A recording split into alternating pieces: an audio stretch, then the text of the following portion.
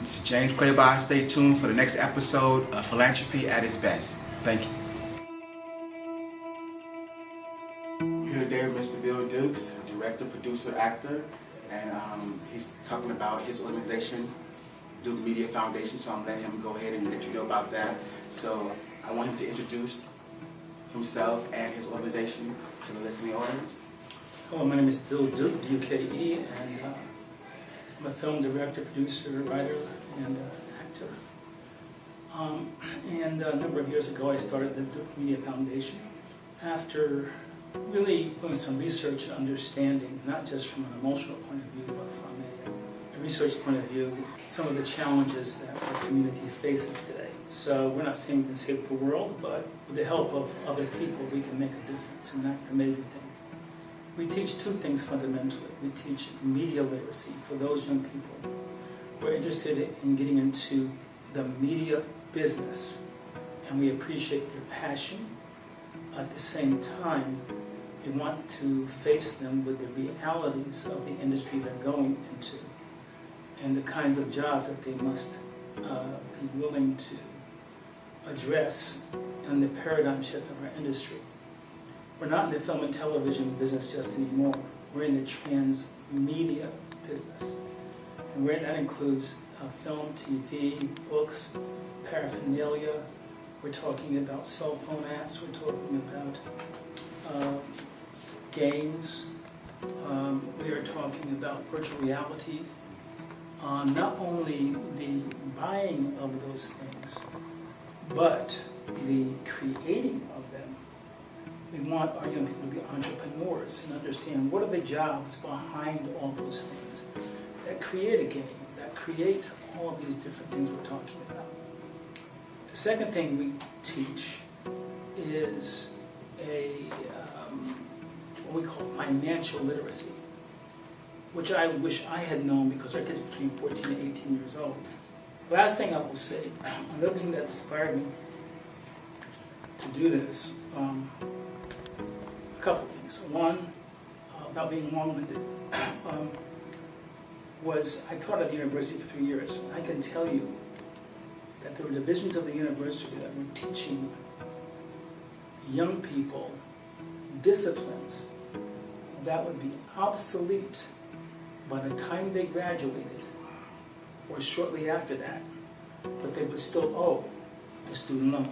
Now, if you cannot pay your student loan back what you earned or learned, there's something called compound interest, which means that you could possibly be in debt until you're 65. Yeah, too much of your life. Yeah, for the rest of your life for a long time. For a long time. Yeah. So what we fundamentally want to let young people know is what are the jobs that will exist over the next 20 or 30 years. Last but not least, another reason that the class is important to me is because we want to teach some basic principles out to people who continue to care outside of their families, which are important also, but care about the community and come together to fight for us and stop waiting for salvation. Why is your passion the youth? Why you want to teach it to the youth? I want to teach it to the youth because if they learn young and early, they have a consciousness that kind of, okay, they're not making big dollars yet. When they start to make big dollars, I don't want them spending, okay. An accountant once told me, and it's a Jewish accountant, a good friend of mine, and he said, Bill, I'm not trying to be racist. He said, but most minorities, when they make a little bit of money, they spend money they don't have on things they don't need to impress people they don't know. That's true. So working with the children, is it instant gratification, or did you see the impact you was making long term? Do you right away notice that you're making a difference in the children's lives?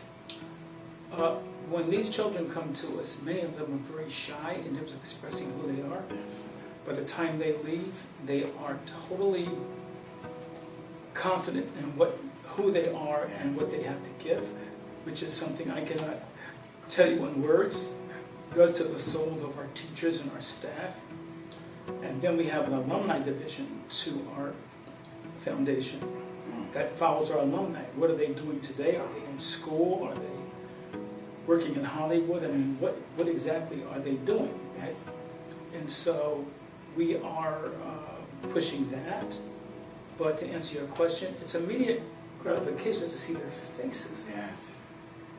Just to see them come in, the fact that somebody cares enough about them to, it may sound silly to you, but cares enough about them outside of their parents to bring them to an opportunity which they would not have had, to see their faces, you would be astonished. Yes. In doing the foundation and working with the youth, is it something about your organization that you want the audience to know that they might not know about? Is it something detailed that they're missing, a message you're trying to get out there to the audience that you wish they knew or you want them to pay certain attention to or something? Well, you know, a couple of things. One is that foundations are businesses. Yes. And you cannot run a foundation unless there's dollars to support us. Yes. So they can go to the Duke Media Foundation website. It's a donation button or information where you can reach us. And if you see the website has some worth, please don't hesitate to donate. Mr. Duke, you are a well-known director, actor, producer, and now humanitarian. And you are definitely, established in what you're doing. And I'd like to know from your position, the difference, because you a brand all within yourself. And surely you can lend your brand, your image out, but the difference you're making, being hands-on in what you're doing. I mean, you're so hands-on in this foundation. You're teaching the kids, you're involved, you're present, you're here. Does that make a difference in the humanitarian efforts, you being active in the role you play, and making a difference in what you're doing in your foundation? Well, yes, I used to not say just, but my give back for many, many years was financial. Yes. I would donate to the NAACP or any other organization that I thought was doing something for our community, etc. Yes. But you know, it's a big difference between sending a check to somebody Absolutely. and showing up for somebody. So they look in your eyes and look in your face and see that you care enough to be, not just your check is there, but you are there for them. Yes. And once they commit to what we're doing, it's a lifelong relationship. And so it's not, we don't abandon them and say, well, thanks for coming to, it's like, a lot of programs, and they're okay, they come into our community or come someplace else and they take kids out of gangs, they offer them support systems and say, okay, this is the direction in which to go. It's easy to say, stop doing something, but what you're going to tell them to start doing so they can survive. How you going to fill the void? What's going to replace the void? Something that you can really use that's going to get it done, right? So you do a lot of tech in the program too, so that's really important too, the tech, the apps, everything like that. That's important to get those up and going as well. So these kids learn how to do apps and everything in this program. Well, the thing is that we introduce, they have some of the top app designers come through our program. They talk to these kids about what are the, it's one thing, the film Grand Theft Auto made $1 billion in 3 days. Somebody created that game. We buy the game, but somebody created that game. All the graphic designers, all of the programmers, all of the coders, the graphic artists, the voiceovers, I mean, they get paid money. Yes. But our kids are not being informed that those jobs exist. And so we try to say, okay, bring these people in and they just boom, boom, boom. Here are the jobs of the future. You may be thinking about your passion, but if your passion doesn't exist in 5 years, and you go to school 5 years to study it, you're in trouble.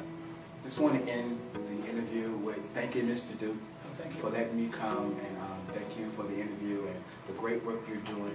Please continue to keep up the great work you're doing. I know you're making a great impact on these youth lives, and you're changing their lives. Because I remember every, monumental, thing I experienced as a child. I remember meeting the mayor here in Washington, as a kid. Stuff like that you never forget, and it changed your life, because if they take the time out their day and just say something, encouraging, you won't forget, you know what I'm saying? Because it's like, it makes a difference. They care. Yeah, they care. So it definitely goes a long way.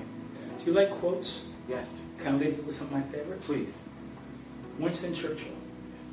True power is an individual's ability to move from failure to failure with no loss of enthusiasm. And last but not least, my favorite, in your lifetime, you will never see a smaller package than a person wrapped up in themselves. That was good. Okay. You see this? Yeah, You see the size of this package? Right. Yeah. This one. Thank you so much. All right, thank you so much. God bless you, brother.